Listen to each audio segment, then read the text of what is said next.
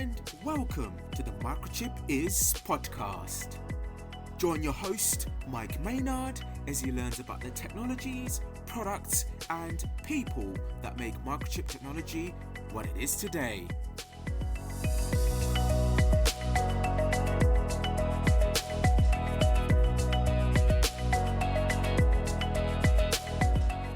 Welcome to the Microchip Is podcast.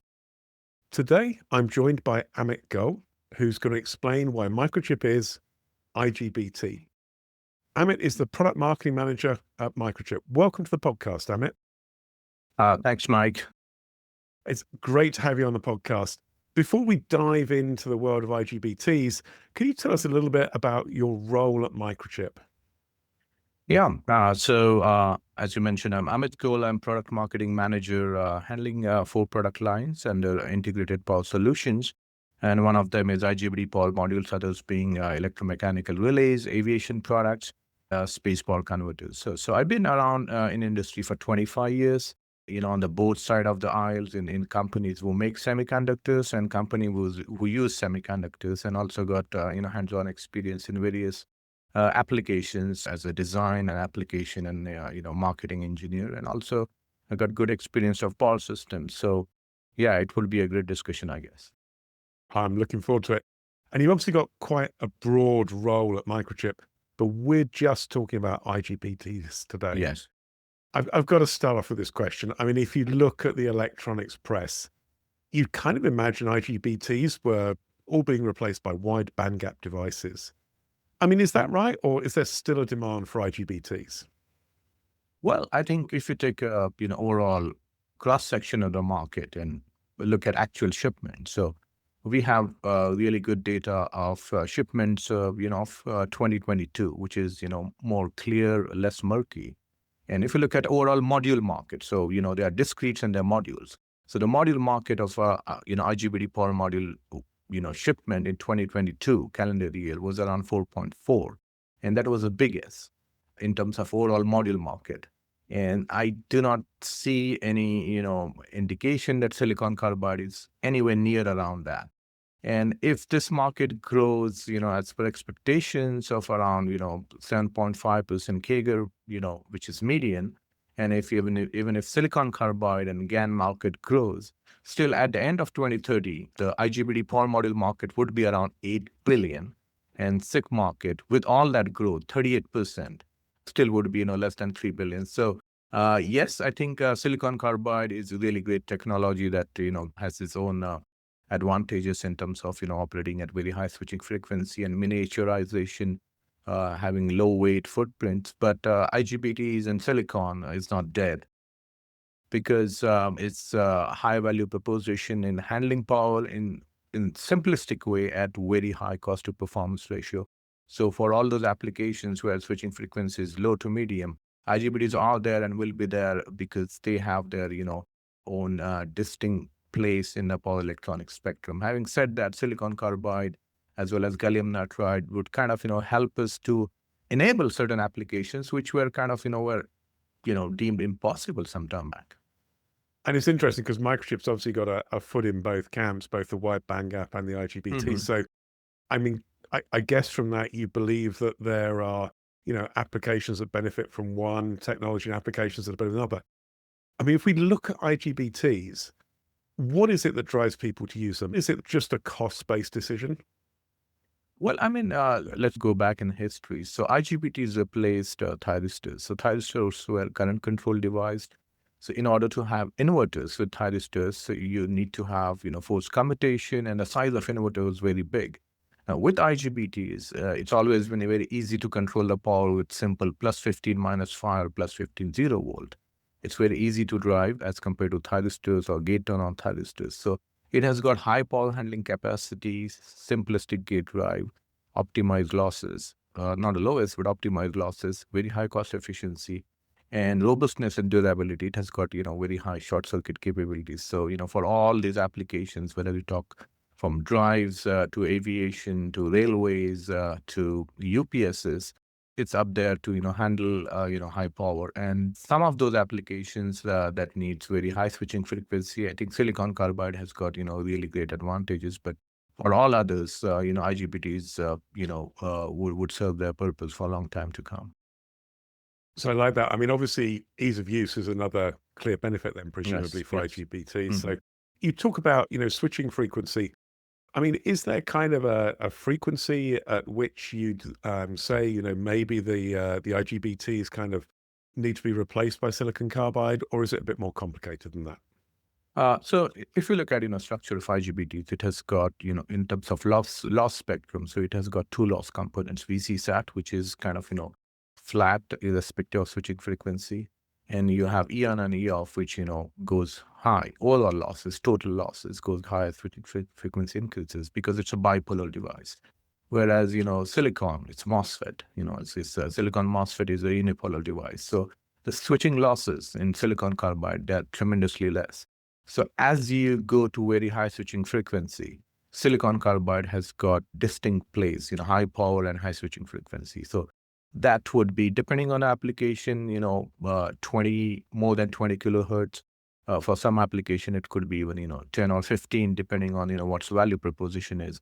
Whereas IGBT is below 20 and, in a sweet spot of, up to 10 and 15, they are the best because we have IGBTs that has got really low VCSAT, and by virtue of which we can have really low losses for those switching frequency. But at the switching frequency goes high, like 20, 30, 40, the losses are high. And that's where, silicon carbide really shines because it has got, a very high switching frequency capability, which is there in normal MOSFETs. But with silicon carbide, you can also go to high voltage, which is kind of limitation of normal MOSFET. So I would say silicon carbide is kind of, if you look at, philosophically, it's kind of, it has got the advantages of both IGBTs and MOSFETs. And it really shines when you go, to a higher switching frequency, like, 20 and above. And is there kind of a voltage where, again, there's kind of that switch over between IGBT and silicon carbide? Well, I think if you look at the highest voltage where IGBT power modules are used, it's around 6.5. And I do not think, there's replacement for that. So that 6.5 kV used in railways, that would stay. Silicon carbide is catching up with, 3.3 kV. It will go to 4.5 and, it will go higher. Now, even with that high voltage, the advantage remains same for, both the technologies. So silicon carbide would be really good at miniaturizing, overall pulse solution with low weight, low footprints at high switching frequency. So if I have to choose, application where you're going to switch at 1 kilohertz, even if at high voltage, you would probably choose, IGBT power module because of everything that it delivers. But if you want to switch at 20 kilohertz, even at high voltage, there's an application like that, then it's hands down, it will be only SiC. Well, that makes sense. That's really super clear, Amit. I'm interested what that means. So in terms of applications, where do you see IGBTs winning? Are there particular systems where people are still using IGBTs and others where they're switching over to wide bandgap?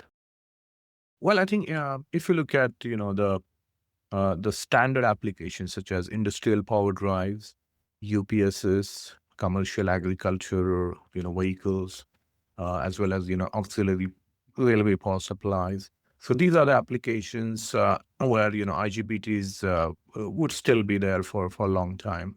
Let's take an example of, motor drive. So motor drive, basically you got high power, low power. So as long as they are low tension motor drive that is less than 1 kV, 415 or 690 volt.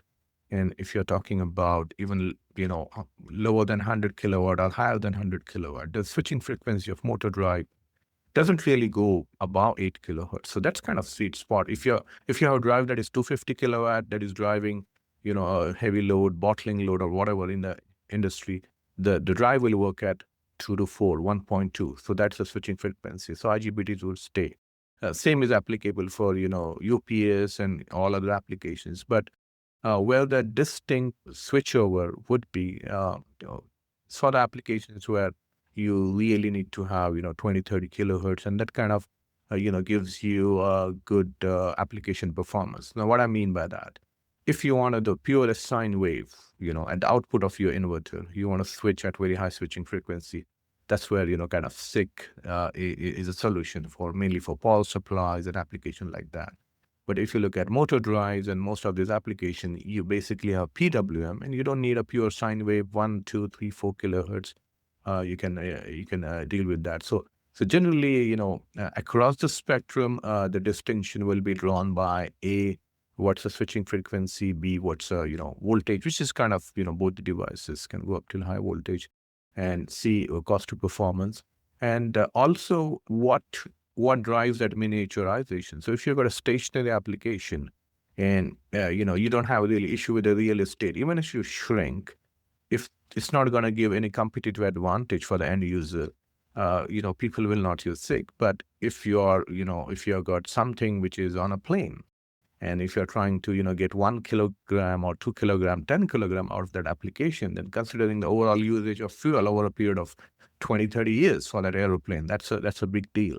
So those are the factors that would be considered for, these applications. That's really interesting, a really clear guide to, I think, where IGBTs are used and where SiC is coming in. I mean, you talked earlier about the fact that the IGBT market is, still much larger than SiC and will continue to be. I'm interested, you also referenced modules. Presumably people are designing in modules because that's easier. Are there other benefits alongside using modules? Well, I think generally the discretes, would be, they're useful up to certain power range. So, it would be, depending on the application, 15 to 20, 25 kilowatt. But as you try to, pack in more power, you have to parallel more discretes because those packages are smaller. So, so as you go to high power, you have to parallel number of discretes. That means you're going to have a bulky design, you're going to increase the inductance. Whereas for relatively smaller power, so, I would say somewhere below 25 kilowatt, but, again, that's debatable. But definitely, below 50 kilowatt, you can still size, with discrete, good solution. But as you go to on the north of 50 kilowatt, 100, 200, 1 megawatt, you just can't, parallel those many discrete. So you got to have modules. So module offers isolation. You got a base plate, and generally, a normal footprint starting from 62 millimeter by 108. That's the smallest one. And then the bigger pack, so that base plate allows you isolation as well as very good thermal performance. So dissipate the heat for that high power, as you go north of 50 kilowatt, and design your huge inverters. The Paul modules, they are really big play. Whereas if you want to design a 2 kilowatt, 5 kilowatt converter, which is kind of smaller in size, module would be overkill. So in terms of cost, in terms of overall design, the discrete stay fit. That's why, there are distinct markets for discretes and modules, and they both kind of, play well in that arena of, low power and high power. That makes sense. And I mean, talking about these products, I noticed, Microchip is continually updating the IGBT range, and you've recently announced IGBT 7. Can you just explain, what you've done to improve the product and what the advantages are over previous generations? So we always had this, IGBT Paul model portfolio. It's just, Microchip is known more for its MCUs and, other content rather than power. So that's why it kind of, flew under the radar for a long time. And we had IGBT 2, 3, 4, 5 in our portfolio. What we did last November is to introduce IGBT 7 in 62 millimeter portfolio. That opened up, big market for us. And recently, that is, a few weeks back, we also incorporated IGBT 7 die inside the Econo Dual equivalent, which is a dual pack, what we call it. So it's a Microchip dual pack. And with this too, that opens up a really, sizable, TAM for us, and more than 1 billion. And that is kind of, our opportunity to kind of, have the latest and the best in IGBT technology, along with the legacy technology. So we have 2, 3, 4, 5, and now adding 7 kind of gives us, very good, spectrum, because every generation of IGBT, they have got, distinct advantages. So IGBT 7, if I talk about it, it's made for that low to medium switching frequency range. for drives, for UPSs. So it really shines below 10 kilohertz. It can be used above that. And whereas, certain other technologies we have, like, IGBT for fast, that could be used, up till 20 kilohertz because it's a faster generation. So the advantage is that, you have all these different technologies that could be, placed along the spectrum of application depending on what's the switching frequency, and you can unleash the entire value to customers. So somebody is in need for a 20 kilohertz converter and they need IGBTs, then we have, a faster generation. And somebody needs to run a very high power drive and want to have lesser losses, of all the technologies, and we have got IGBT 7. So that kind of gives us good credibility as a supplier to, solve all sort of problems. And with that, we also got silicon carbide. So we kind of, cover entire range of silicon as well as wide bandgap. I love the fact that it's not just an incremental improvement. Actually, you're targeting specific requirements and specific applications. So, in terms of IGBTs, where are we now for capabilities? I mean, for example, what's the current and voltage capability of the microchip modules today? So with IGBT 7, we have gone all the way high up to 900 ampere, 1700 volt in single switch as well as double switch with dual pack, which is TP3. And we have got different packages. There are standard packages such as 62 millimeter single switch, double switch, as well as the Econo Dual. And then we have got packages such as SP1F, SPPF, SP6P, SP6Li, SP6C, which are low profile packages. So we cover entire standard range, as well as we give derivatives, as well as customized solution, fully customized if customer needs. So standard range goes all the way up to 900, 1700 volt. And with IGBT 7, there are certain distinct advantages over previous generation. Those are lower VCSAT, so you reduce the losses by 20%, a higher overload capability. IGBT 7 can go up to 175 for overload.